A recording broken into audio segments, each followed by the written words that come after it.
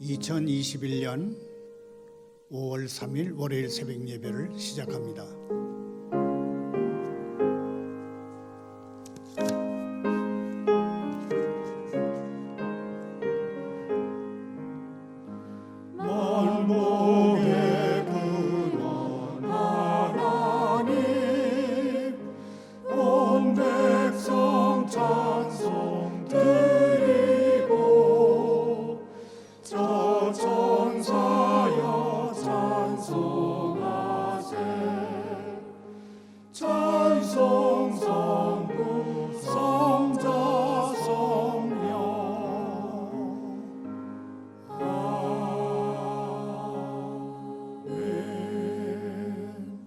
계속해서 267장 주의 확실한 약속의 말씀 듣고 함께 부릅니다.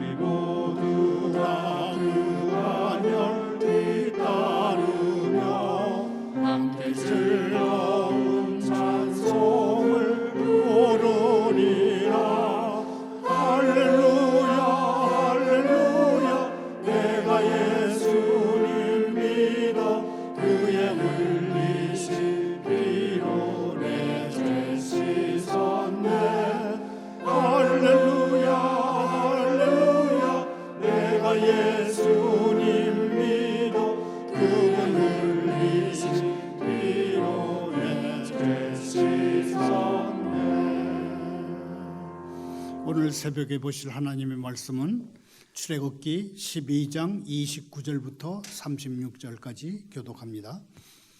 밤중에 여호와께서 애굽 땅에서 모든 처음 난 것 곧 왕 위에 앉은 바로의 장자로부터 옥에 갇힌 사람의 장자까지와 가축의 처음 난 것들을 다 치심해 그 밤에 바로와 그 모든 신하와 모든 애굽 사람이 일어나고 애굽에 큰 부르짖음이 있었으니 이는 그 나라에 죽임을 당하지 아니한 집이 하나도 없었음이었다. 밤에 바로가 모세와 아론을 불러 이르되 너희와 너희 이스라엘 자손은 일어나 내 백성 가운데에서 떠나 너희의 말대로 가서 여호와를 섬기며 너희가 말한 대로 너희 양과 너희 소도 몰아가고 나를 위하여 축복하라 하며 애굽 사람들은 말하기를 우리가 다 죽은 자가 되었도다 하고 그 백성을 재촉하여 그 땅에서 속히 내보내려 하므로 그 백성이 발견되지 못한 반죽 담은 그릇을 옷에 싸서 어깨에 매니라. 이스라엘 자손이 모세의 말대로 하여 애굽 사람에게 은금 패물과 의복을 구하며 여호와께서 애굽 사람들에게 이스라엘 백성에게 은혜를 입히게 하사 그들이 구하는 대로 주게 하심으로 그들이 애굽 사람의 물품을 취하였더라. 아멘. 하나님 아버지, 심판에 대해 배웁니다. 하나님의 심판은 거역하는 백성은 두려워하지만 순종하는 백성을 자유롭게 합니다. 저희 삶에 아직도 이집트에 있는 부분이 있는지 저희 마음을 반성하고 살피게 하십시오. 저희를 구원하시는 분께 드리는 예배로 저희 삶의 모양이 빚어지게 하시며 저희가 계속해서 순종과 소망과 믿음 가운데 있게 하십시오. 예수님의 이름으로 기도하옵나이다. 아멘. 하나님의 백성은 항상 안전합니다. 왜냐하면 하나님의 백성은 하나님의 손 안에 있기 때문입니다. 하나님의 손은 영광스러운 장소이면서 동시에 안전한 장소입니다. 감히 하나님을 자기 피난처 삼은 사람을 해칠 수 있는 것은 아무것도 없습니다. 이스라엘 왕국의 왕권을 놓고 사울 왕과 사투를 벌이던 다윗 왕은 쫓기면서 이렇게 말합니다. 주님이 나를 구원하라 명령하셨으니 이는 주님이 나의 반석이시요 나의 요새이십니다. 우리 주님이 우리의 반석이시고 요새십니다. 하나님을 믿는 모든 하나님의 자녀들은 다윗 왕과 똑같이 이렇게 말할 수 있습니다. 주님은 나의 반석이시며 나의 피난처입니다.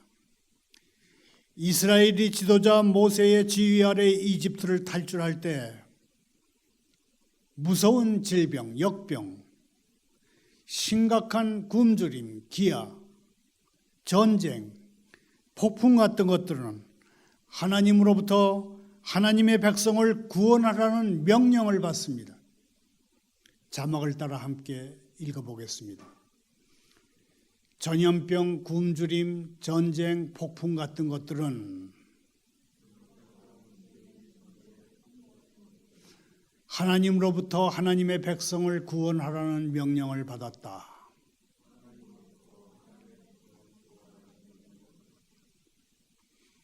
설령 발밑에서 땅이 흔들린다 하더라도 그리스도인은 든든하게 설 수 있습니다. 설령 하늘은 두루마리처럼 말리고 창공이 뜨거운 불에 태워지는 두루마리처럼 사라진다 하더라도 그리스도인은 두려워할 필요가 없습니다. 하나님의 백성은 구원을 받을 것입니다. 만일 하늘 아래서 구원받지 못한다면 하늘 위에서 구원을 받을 것입니다. 설령 이 땅에서 고난의 때에 안전함이 없다 할지라도 그리스도인은 주님과 함께 구름 속으로 끌어올려 공중에서 주님을 영접하게 될 것이며 그러므로 항상 주님과 함께 있을 것입니다. 출애굽 당시의 이집트는 이스라엘에게는 매우 두렵고 강력한 위험이었습니다. 그러나 그 공포로 가득한 이집트 천하의 거리거리를 여호와 하나님이 친히 행진하실 것입니다. 하나님이 친히 그 공포의 악한 상황을 친히 다스리시고 평정하실 것을 출애굽기 12장 12절은 이렇게 증언했습니다. 내가 그 밤에 애굽 땅에 두루다니며 사람이나 짐승을 막론하고 애굽 땅에 있는 모든 처음 난 것들을 다 치고 애굽의 모든 신을 내가 심판하리라. 나는 여호와라. 하나님이 친히 행하십니다. 하나님이 친히 다스리시기 때문에 범죄한 모든 사람들은 두려워 떨어야 합니다. 하나님이 칼을 빼드시고 범죄한 사람들을 치실 것입니다. 그러나 들으십시다. 불쌍히 여겨 돌봐주시는 자비의 언약이 소리를 지릅니다. 비록 몹시 노하신 하나님이 거리를 다니신다고 할지라도 하나님의 자녀들은 안전합니다. 하나님의 자녀들은 악인의 몽둥이로부터 안전한 것처럼 또한 하나님이 드신 공의의 칼로부터도 안전합니다. 자막을 따라 함께 읽어보겠습니다. 하나님의 자녀는 악인의 몽둥이로부터 안전하며 또한 하나님이 드신 공의의 칼로부터도 안전하다.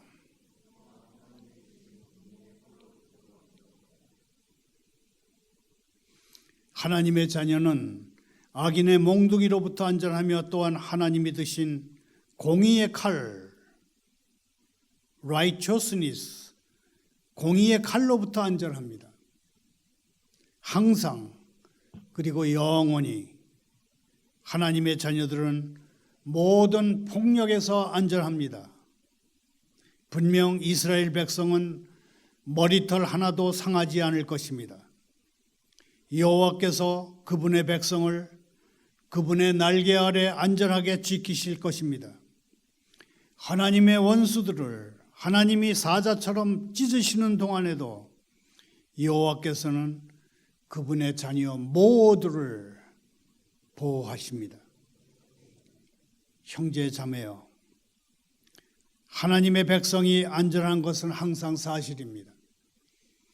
하나님의 백성의 안전에는 시간적, 상황적 전제 조건은 없습니다. 그러나 또 하나의 사실이 있는데 딱 하나의 전제 조건이라면 그것은 하나님의 백성은 오직 피를 통해서 안전하다는 사실입니다. 재앙의 때에 하나님이 그분의 백성을 아끼시는 이유는 하나님이 자녀들의 이마 위에 있는 피의 흔적을 보시기 때문입니다. 하나님을 사랑하는 사람들, 곧 그의 뜻대로 부르심을 입은 이들에게는 모든 것이 합력하여 선을 이룬다는 위대한 진리의 기초가 무엇입니까? 하나님이 자녀들을 예수 그리스도의 보혈로 사셨다는 사실이 아니겠습니까? 재앙의 때에 하나님의 자녀를 해할 수 있는 것은 아무것도 없습니다. 왜냐하면 예수 그리스도의 피가 하나님의 자녀들을 위해 있기 때문입니다. 모든 재앙은 하나님의 자녀를 그냥 지나갈 수밖에 없습니다. 어제 새벽에 묵상한 대로 유월절 밤에도 그랬습니다. 하나님 자신이 칼을 뽑아 드시고 이집트 거리를 다니셨습니다. 그러나 하나님은 이스라엘 백성들을 아끼셨습니다. 공평과 정의의 하나님이 이스라엘 백성을 아끼실 수 있는 이유는 그들의 집 문설주와 좌우 설주 위에 뿌려진 피의 흔적을 보셨기 때문입니다. 안전, 그것은 우리에게도 마찬가지입니다. 하나님이 격렬한 진로 가운데 두려움으로 땅을 놀라게 하시며 악인을 정죄하시기 위해서 임하실 때에도 우리는 예수님의 피로 구원받았기 때문에 안전합니다. 어떤 이들은 제가 어제 묵상한 옛 주제를 반복하고 있다고 그렇게 생각할 수 있습니다마는 저는 어제 묵상한 옛 주제를 오늘 반복해야 할 필요가 있다, 그렇게 생각했습니다. 왜 언제 반복하는 것이 정당화하느냐 하면, 오늘 이 설교를 듣는 분 중에도 혹시 너희는 온 천하에 다니며 복음을 전파하신 그리스도의 말씀을 들어야 할 분이 있을지 모르기 때문입니다. 오늘의 성경 본문은 10번째 재앙에 관한 말씀입니다. 앞서 11장 7절에서 하나님은 이스라엘 백성을 이집트 사람과 구별하겠다고 선언하신 바 있습니다. 이제 하나님의 말씀대로 이집트 사람과 이스라엘 사람들 사이를 분명하게 구별하시는 사건이 일어납니다. 그것이 10번째 재앙, 장자 재앙입니다. 10번째 재앙은 이집트 땅에 있는 것 가운데 처음 난 것을 하나님이 치시는 재앙입니다. 왕궁에 있는 파라오의 맏아들부터 감옥에 갇힌 사람의 장자까지, 그리고 가축이 처음 난 새끼들까지 모두 죽임을 당합니다. 처음 난 것 중에는 딸만 있는 집에 맏딸도 포함되는 것이라고 해석하는 학자도 있습니다. 장자 재앙, 마지가 모두 죽는 모든 일은 밤에 일어났습니다. 그 밤에 여호와께서 이집트 땅에 처음 난 것들을 치셨고, 그 밤에 이집트에 큰 통곡이 있었습니다. 성경에서 밤은 고난, 침체, 시련의 시간을 의미합니다. 반대로 밤은 축복의 시간이기도 합니다.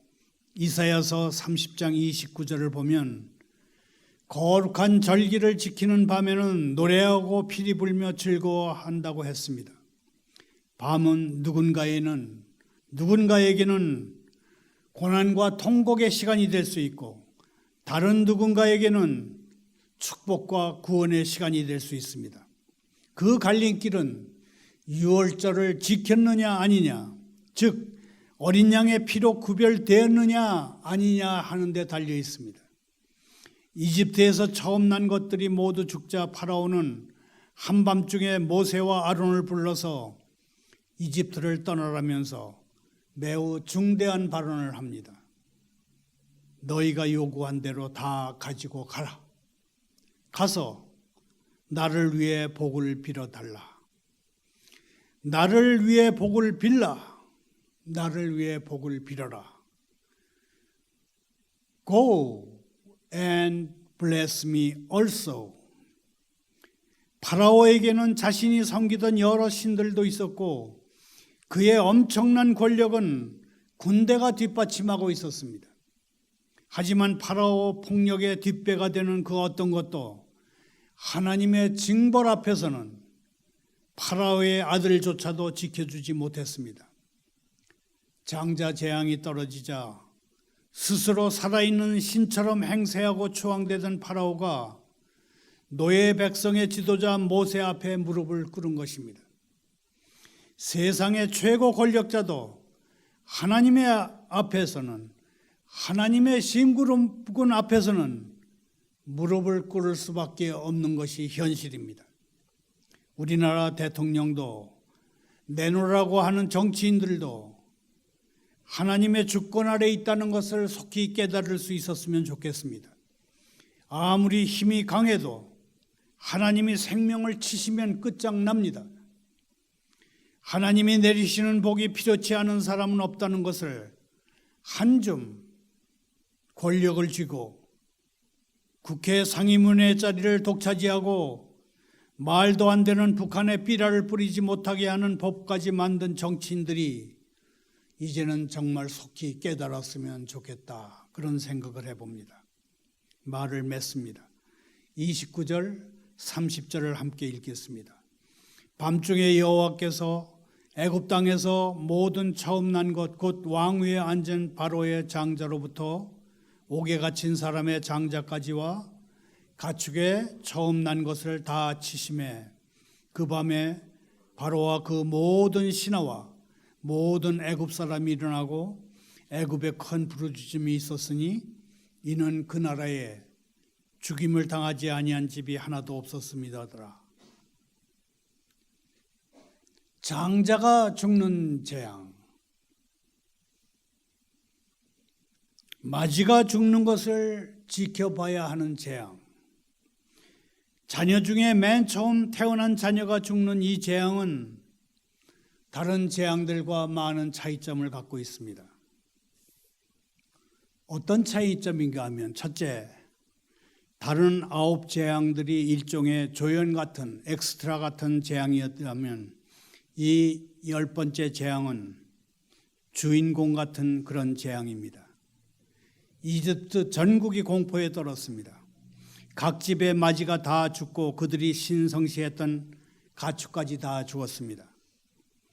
이 재앙은 단순히 사람만 치고 경제적 손실만 입힌 것이 아닙니다.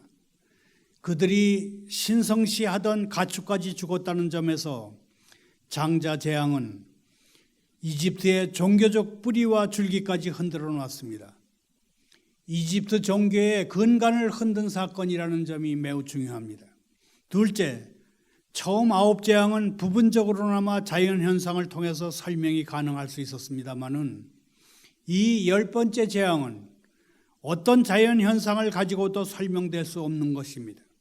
이 재앙은 전적으로 여호와 하나님께서 행하신 것입니다.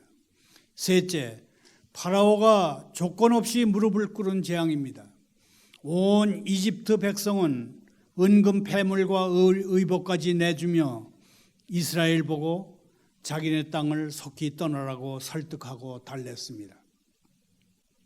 그 땅을 떠나면서 이스라엘 백성이 은금 패물과 의복을 손에 넣게 된 것은 그동안 종살이한 것에 대한 정당한 대가라고 생각할 수도 있지만은 모세는 이 모든 것이 하나님의 은혜라고 강조합니다. 훗날 이 재물의 상당 부분이 여호와의 전에 사용될 도구를 만드는 데 쓰인다는 점에서 여호와 하나님의 준비하심, 여호와 일의 개념이 예시된 사건이다, 그렇게 말할 수도 있겠습니다. 장자, 초태생, 마지가 모두 죽는 10번째 재앙과 관련해서 세상에는 2 가지 운명이 있다, 그렇게 말할 수 있겠습니다. 하나는 하나님을 반대하다가 심판을 받는 운명이고, 다른 하나는 예수님 믿고 구원받는 운명입니다. 심판받을 운명과 구원받을 운명, 이집트의 마지막 재앙이 내린 날 심판과 구원의 2 운명이 나눈 것처럼 예수님이 다시 오시는 재림의 그날도 그럴 것입니다. 최후의 재앙이 임하기 전에 예수님께 나와서 풍성한 구원의 은혜와 생명의 복락을 받는 복된 하루 또 한 주간이 되기를 소원합니다. 감사합니다. 기도합니다. 하나님 아버지, 순종하는 가운데 주님의 강력한 사랑과 승리의 구원을 증거하도록 저희를 훈련시켜 주십시오. 사랑의 깃발 아래